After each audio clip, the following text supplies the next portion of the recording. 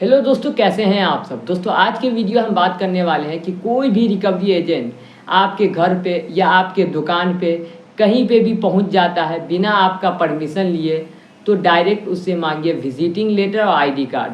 और अगर उसके पास ये दोनों चीज़ नहीं रहता, विजिटिंग लेटर आईडी कार्ड, तो डायरेक्ट आप उसका वीडियो बनाने लगिए। या आपके साथ कोई भी गाली गलौज या बदतमीजी करता है तो उसका वीडियो बना लीजिए कि आपके पास एक प्रूफ हो जाए कि वो आपके साथ बदतमीजी किया था। और अगर आपके कॉन्टैक्ट लिस्ट पे कॉल करता है या आपका पर्सनल डेटा लीक करने का बात बोलता है, तो आप डायरेक्ट साइबर क्राइम के वेबसाइट पे जाके कंप्लेन कर दें, अगर वो ऐसा कुछ करता है तो। और या नहीं तो अगर आपके घर पे आके कोई भी बदतमीजी करता है तो आप 100 नंबर पे कॉल करके पुलिस को ही बुला सकते हैं। या नहीं तो अगर वो बोलता है कि हम आपके घर आने वाले हैं या आएंगे, इस तरह का भी बात बोलता है, तो आप जाके थाने जाके डायरेक्ट उस पर केस कर दें। जो रिकवरी एजेंट आता है आपके घर, उस पर जाके केस कर दें।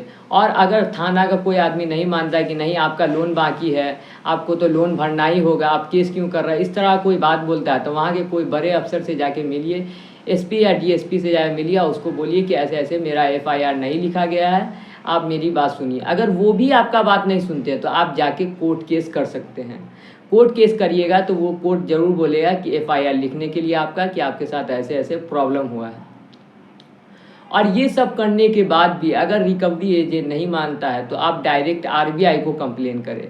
ये रहा आरबीआई का वेबसाइट, इस पे जाके आप कंप्लेन कर सकते हैं कि आपसे हाई पेनाल्टी चार्ज कर रहा है, या नहीं तो आपसे हाई इंटरेस्ट चार्ज कर रहा है, ऐसा कुछ भी कर रहा है और आपका पर्सनल डेटा लीक कर रहा है। इस तरह का अगर कोई भी हरकत करता है तो डायरेक्ट आप उसका कंप्लेन करें, क्योंकि आरबीआई वही है जो सारे बैंकों को और एनबीएफसी ऐप को संभालता है।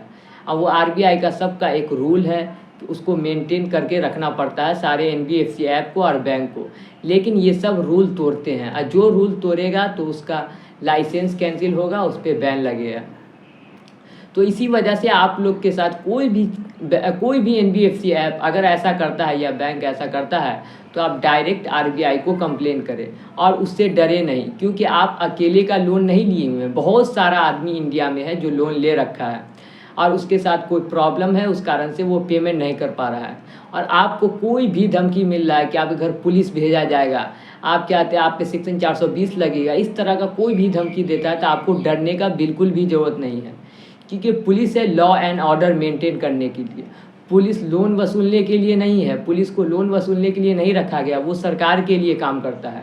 वो आम आदमी के लिए काम नहीं करता है कि सबके घर जा जा के लोन वसूलेगा। अच्छा आपका 10,000 का लोन है, अच्छा आपका 1 लाख का लोन है, तो ये सब काम करने के लिए पुलिस नहीं है। तो आपको डरने का बिल्कुल भी ज़रूरत नहीं है। ध्यान रखिए, आपके घर कोई भी रिकवरी एजेंट आता है, आके बदतमीजी करता है, उससे direct visiting letter ID card मांगिए। ये आपका अधिकार है, आप अपने अधिकारों को जानें और आपका जो भी लीगल राइट है सब कुछ को जान के रखें कि आपको आके कोई भी रिकवरी एजेंट डरा धमका नहीं सके।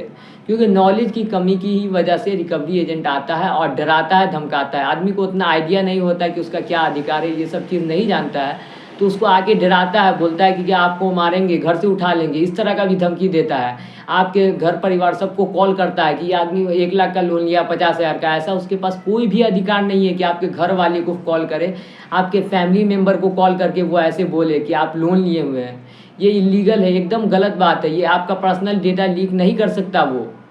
अगर आपके घर आता है तो डायरेक्ट उससे मांगिए विजिटिंग लेटर आईडी कार्ड, जोर से चिल्ला के मांगिए उससे, उसका वीडियो बना लीजिए।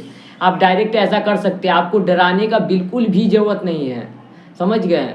क्योंकि और ये जो रिकवरी एजेंट होता है ये आम आदमी होता है, इसके पास कोई भी अधिकार नहीं होता। ये एक तरह से थर्ड पार्टी होता है, ये बैंक का कोई भी नहीं होता। बैंक से इसका कोई भी लेना देना नहीं होता। बैंक इसको बस सेट किए रहता है पैसा वसूलने के लिए। और आरबीआई तो डायरेक्ट बोलता है कि कोई भी रिकवरी एजेंट किसी के घर नहीं जा सकता। इसी वजह से बैंक वाला इसको विजिटिंग लेटर आईडी कार्ड नहीं देता है, क्योंकि ये तो इलीगल तरीके से जाके लोन वसूली करता है रिकवरी एजेंट। तो इसी वजह से कोई भी बैंक वाला या एनबीएफसी ऐप वाला आईडी कार्ड और विजिटिंग लेटर उसको नहीं देता है, क्योंकि उसका नाम खराब होगा।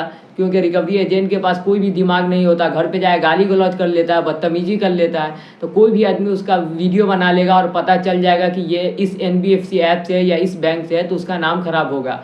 एक दो बार मैं एक दो रिकवरी एजेंट का वीडियो बना के डाल दिया था, उसके कंपनी के कॉल आ गया था और डायरेक्ट बोलने लगा क्या मेरा वीडियो हटाइए, मेरा नाम खराब हो जाएगा। तो इसी वजह से बोलते हैं कि कोई भी NBFC ऐप या बैंक आपके साथ ऐसा करता है तो आप उसका डायरेक्ट वीडियो बना लीजिए। वो इलीगल तरीका है लोन वसूलने का। अगर आपके घर जाके बदतमीजी करता है, हैरेस करता है, गाली गलौज करता है कोई भी रिकवरी एजेंट, ये एकदम गलत है। और ऐसा दिन ब दिन हर दिन देखने को मिलता है कि कोई ना कोई रिकवरी एजेंट किसी को परेशान किया, उसकी वजह से वो आदमी फांसी लगा लिया, 5,000 का 10,000 का लोन लिए रहता और उसको इस चीज़ के बारे में इतना नॉलेज नहीं रहता, वो आदमी गलत कदम उठा लेता है। क्या करे, आदमी परेशान हो जाता है इन रिकवरी एजेंट से। तो आपको इससे डरने की ज़रूरत नहीं है। आपके घर आए तो उससे डायरेक्ट मांगिए विजिटिंग लेटर और ID कार्ड और उसका वीडियो बनाने लगिए कोई भी बदतमीजी करता है तो। और आप RBI में कंप्लेन कर सकते हैं, आप साइबर क्राइम के वेबसाइट पे जाके कंप्लेन कर सकते हैं, आप उसको ट्विटर पे जाके उस ऐप को टैग कर सकते हैं कि आप मेरी इस तरह से परेशान नहीं कर सकते। आप RBI को भी टैग करके बोल सकते हैं कि ये NBFC ऐप या ये बैंक वाला हमको बहुत ज़्यादा हैरेस करता है। आप डायरेक्ट बोल सकते हैं, आपके पास पूरा अधिकार है।